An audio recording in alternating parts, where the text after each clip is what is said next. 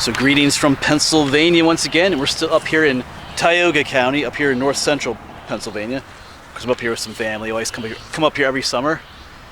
And I think I mentioned in a previous video up here, I think I went for a short walk earlier today, that I had tried to get here in a cemetery. This is the Brookside Cemetery.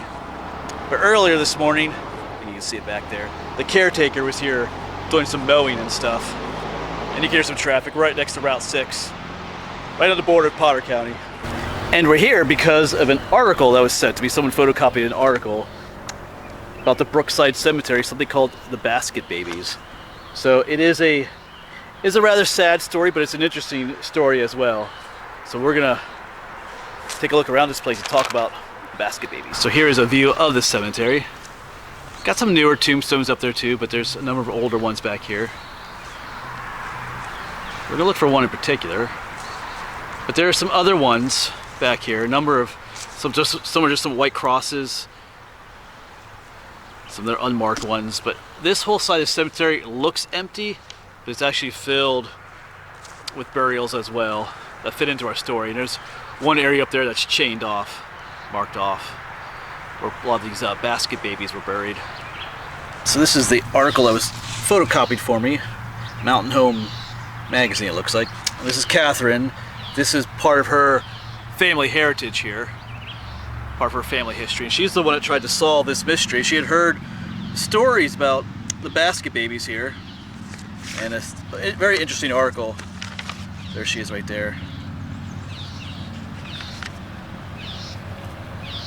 Our story dates back to the time of the Spanish flu, or what's more commonly known as the influenza of 1918. It was a type of flu. I think it was a type of avian flu actually.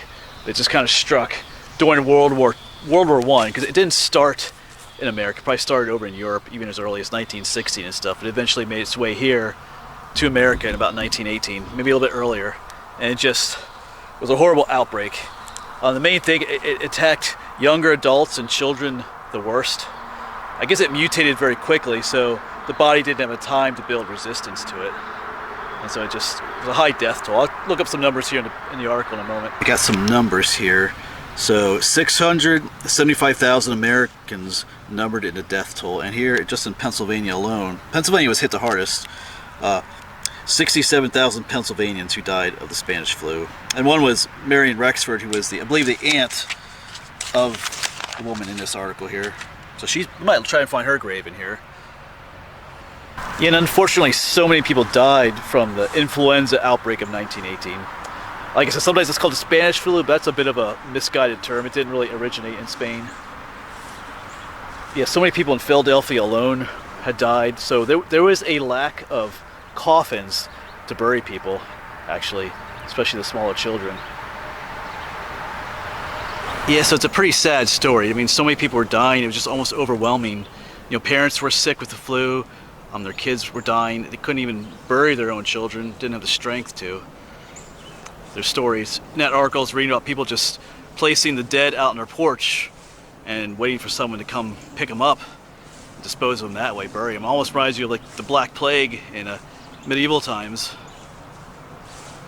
Even if you could, there just was a lack of like coffins and stuff. People bury your own child. There was just a lack of help in general during that time, because this was during World War I. And by this time, America was involved in the war, so a lot of the doctors were involved in the war effort. There was a shortage of doctors and nurses here in our own country, because they were over in Europe helping with that, or like maybe military bases and stuff. So out here in the middle of nowhere, it was difficult to get help. And the article focuses on more of the poor and impoverished people in this area. It was difficult for even if you were well off, but if you were a poor family or just not doing well, at the lower class, it was almost impossible to get help for your illness, to help your family, or to deal with the deaths in your family. So that deals with why places like this were then used to bury a lot of those infants. So folks would come out to places like this and bury their children at night. A lot of times they're infants. Because here, this side's all filled with graves, but over here is where a lot of those infants were buried. Why do that at night? I guess a lot of them felt ashamed. They didn't have a proper coffin, and they weren't necessarily having, you know, proper funeral services and stuff at that time. Just so many people were dying. I guess some people kind of felt ashamed to not have like a regular funeral for their child, or just, I don't know, like so many deaths occurred, they just need to bury them. It's kind of sad. It's difficult to consider it in our times a little bit. So Catherine's great grandfather, I think it was, the woman in the article, he owned this land at the time, and he knew that folks were coming here at night to bury their children, and he allowed them to do it, which I think is the right thing to do, because they did have to dispose of those bodies. And like I said, it just wasn't, times were difficult right then. Couldn't really do it the normal way. They had to do something. A lot of them, like I said, a lot of them felt ashamed to do it this way, but they didn't really know what else to do at the time. And there's other places throughout the U.S. where they had like mass graves where they just buried, because there were so many dead. You had to do something.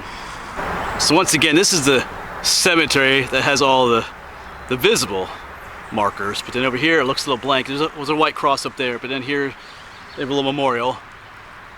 Legends and lores. Infant burials. Here lies a mass grave of children said to be victims of the 1918-1919 influenza pandemic, interred in donated baskets. Pennsylvania Center for Folklore. Because I don't know, try to feel, it's not really folklore. It's a fact. Yeah, sacred to the memory of the unknown souls buried here. Got a few crosses that say unknown. That one has a name on it. Lawrence Luis. One just says unknown infant. Yeah, I'm not sure how I feel about saying that children are said to be victims here. It's about legends and folklore and stuff. It's not folklore, because that lady Catherine, she was determined to find out, because she had heard rumors of that infants were buried here in the baskets. Oh yeah, it's all about the baskets. I think it was the Gaines Basket Factory. Like I said, there was a shortage of coffins. So one of the local companies that made baskets started making baskets for people to bury their children in. But yeah, she contacted Penn State University, and they did what they call ground penetrating radar, and they found evidence of the burials here using that technology. So it's a fact that that's what happened here. All these infants are buried here. It's not like folklore. I feel like that sign could be worded a little bit differently. And as I said in the beginning of the video, I was talking with the caretaker earlier this morning. He mentioned that they're not just buried here. There's some at the far edge that were buried. There's different places here. Like you can even see some sunken areas. Even some way down at the bottom there that were buried. There's different spots here. It just says 1918 influenza. He said there used to be more markers here too.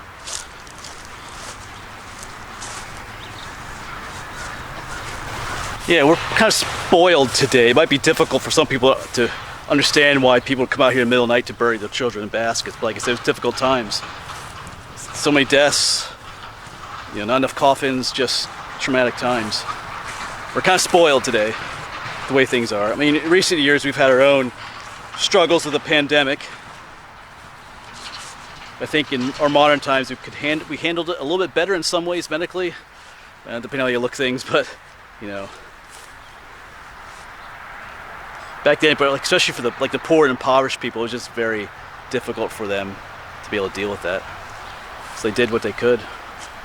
Yeah, so down here at the bottom there's a bunch of graves. None are really marked though.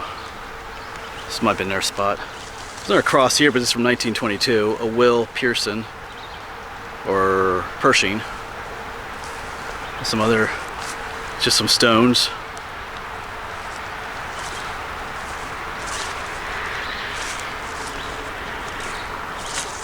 But picture it, you're one of those poor, impoverished families. Nowhere to bury your children. You have nothing to bury them with, no coffin to place them in. No one really to do a service because, everybody was panicked, everything was shut down, just kind of like in recent times. So you couldn't necessarily have even someone come out here and perform a funeral service. No one would necessarily be willing to do so because they didn't want to get sick. So you did what you had to.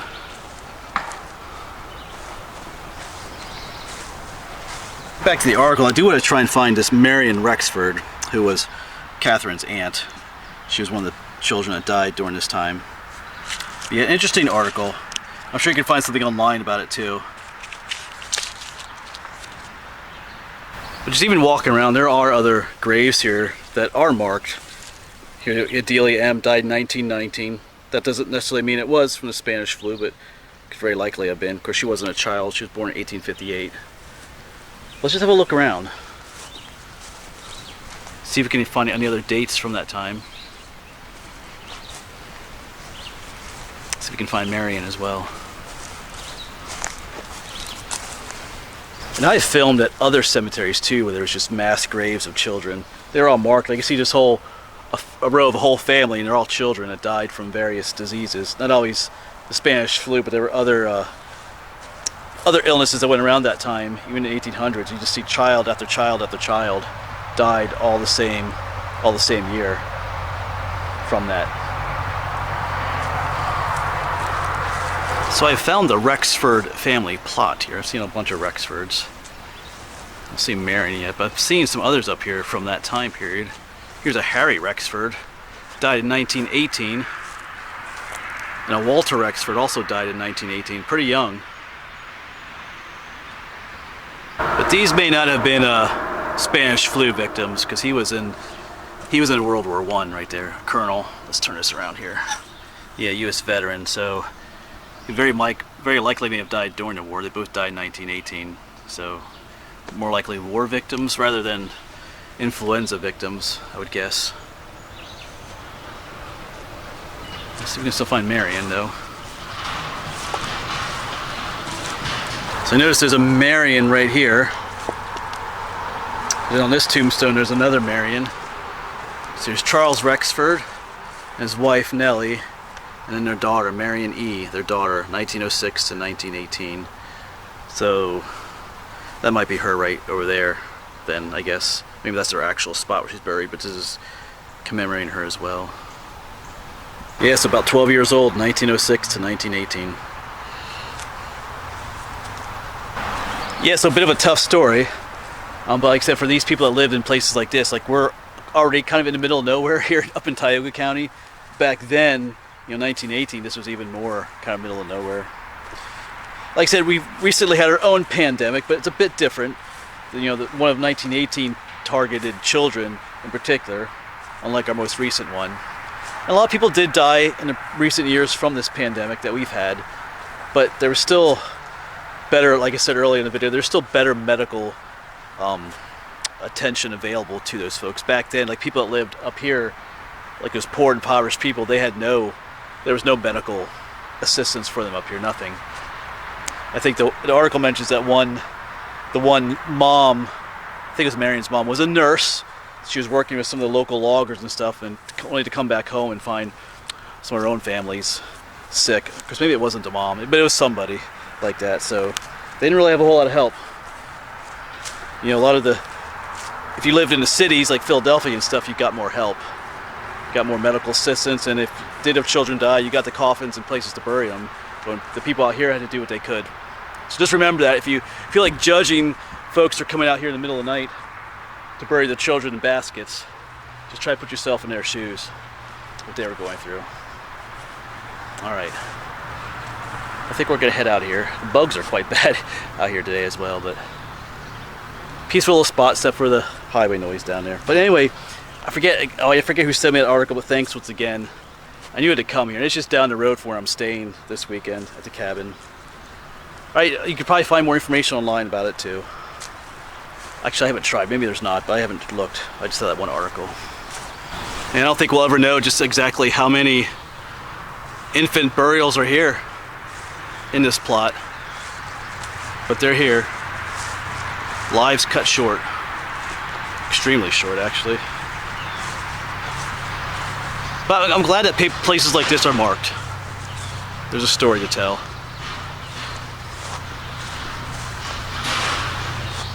But as always, thanks for coming along on another little adventure up here in Tioga County, Pennsylvania, the Brookside Cemetery. Here in Gaines Township, Tioga County. All right, I'm gonna head on out of here. Thanks for coming along, and we'll see you on the next one.